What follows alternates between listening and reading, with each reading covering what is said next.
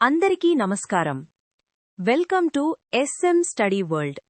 ఈరోజు మనం అన్ని పోటీ పరీక్షలకు ఉపయోగపడే ఇండియన్ జియోగ్రఫీకి సంబంధించిన భారతదేశం ఉనికి మరియు క్షేత్రీయ అమరిక గురించి తెలుసుకుందాం. చాలా మంచి టాపిక్ ని సెలెక్ట్ చేసుకున్నారు. ఇది అన్ని పోటీ పరీక్షలకు ఉపయోగకరంగా ఉంటుంది. గతంలో కూడా ఈ అంశం మీద చాలా ప్రశ్నలు అడగడం జరిగింది. అవును, ప్రాచీన కాలంలో భారతదేశాన్ని జంబుద్వీపమని పిలిచేవారు. భరతుడు అనే రాజు పరిపాలించడం వల్ల మన భారతదేశానికి భరతఖండం లేదా భరతవర్షం అనే పేరు కూడా వచ్చింది. గ్రీకులు సింధు నదిని ఇండస్ అని, దాని పరిసర ప్రాంతాల్లో నివసించేవారిని ఇండోయిలు అని పిలిచేవారు.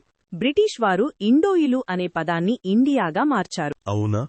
భారతదేశం ప్రపంచపటంలో సరిగ్గా ఎక్కడ ఉంది? చాలా మంచి ప్రశ్న. భారతదేశం అక్షాంశాల పరంగా ఉత్తరార్ధగోళంలోనూ, రేఖాంశాల పరంగా పూర్వార్ధగోళంలోనూ విస్తరించి ఉంది. భారతదేశం ఆసియా ఖండంలోని దక్షిణ భాగంలో ఉంది. అక్షాంశాల పరంగా చూసినట్లయితే భారతదేశం 8 డిగ్రీల 4 సెకండ్ల నుండి 37 డిగ్రీల 6 సెకండ్ల ఉత్తర అక్షాంశాల మధ్య, మరియు రేఖాంశాల పరంగా చూసినట్లయితే 68.7 సెకండ్ల నుండి 97 డిగ్రీల 25 సెకండ్ల తూర్పు రేఖాంశాల మధ్య విస్తరించి ఉంది. చాలా చక్కగా వివరించారు. అక్షాంశాలు, రేఖాంశాలు అన్నారు కదా, మరి మన భారతదేశం మీదుగా వెళుతున్న ముఖ్యమైన అక్షాంశం మరియు రేఖాంశాలేవైనా ఉన్నాయా? ఉంటే అవి ఏవి? చాలా మంచి ప్రశ్న. కర్కటరేఖ భారతదేశ భూభాగం మధ్యగుండా పోతూ దేశాన్ని అడ్డంగా 2 సమాన అర్ధభాగాలుగా విభజిస్తుంది. కర్కటరేఖ భారతదేశంలో 8 రాష్ట్రాల గుండా ప్రయాణిస్తుంది. అవి మిజోరాం, త్రిపుర, పశ్చిమ బెంగాల్, ఝార్ఖండ్, ఛత్తీస్గఢ్, మధ్యప్రదేశ్, రాజస్థాన్ మరియు గుజరాత్ రాష్ట్రాల మీదుగా ప్రయాణిస్తుంది. కర్కటరేఖ భారతదేశంలో మొదటిగా మిజోరాం రాష్ట్రంలో ప్రవేశిస్తుంది.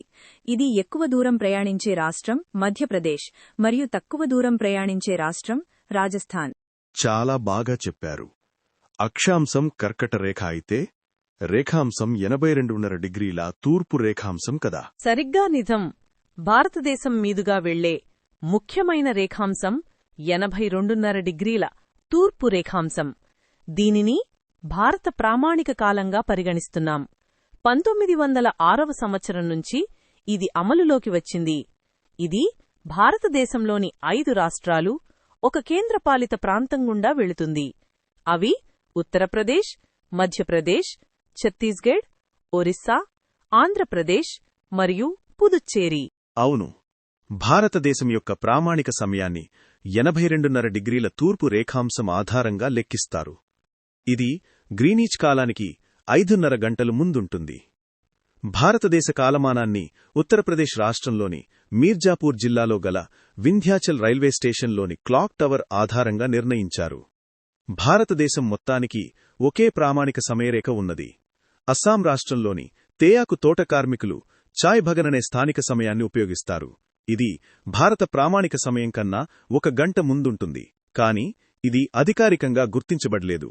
కర్కటరేఖ మరియు 82.5 డిగ్రీల తూర్పు రేఖాంశం భారతదేశంలో కలుసుకునే ప్రాంతం బైకుంఠాపూర్. ఇది ఛత్తీస్గఢ్లో ఉంది. అవును. ఇప్పుడు మనం భారతదేశానికి సరిహద్దులు ఏమిటో చూద్దాం. భారతదేశాన్ని సరిగ్గా పరిశీలించినట్లయితే భారతదేశానికి ఉత్తరాన హిమాలయ పర్వతాలు, దక్షిణాన హిందూ మహాసముద్రం, తూర్పున బంగాళాఖాతం మరియు పశ్చిమాన అరేబియా సముద్రాలు ఉన్నాయి.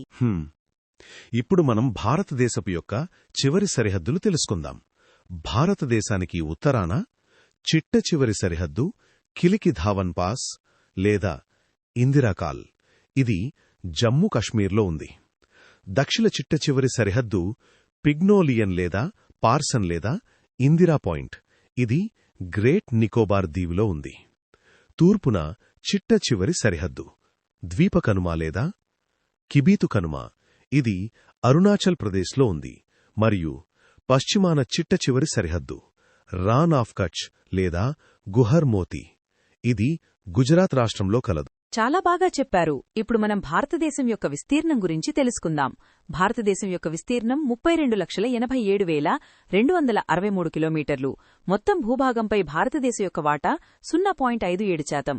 విస్తీర్ణపరంగా చూసుకుంటే భారతదేశం ప్రపంచంలో 7వ స్థానంలో ఉంది మరియు భారతదేశంలో యొక్క వాటా 2.4%.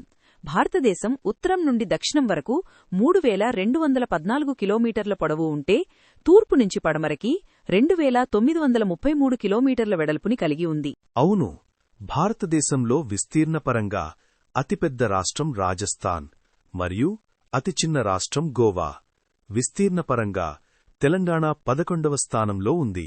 ఇప్పటివరకు మనం భారతదేశ ఉనికి మరియు క్షేత్రీయ అమరికాకు సంబంధించి కొంత సమాచారాన్ని తెలుసుకున్నాం.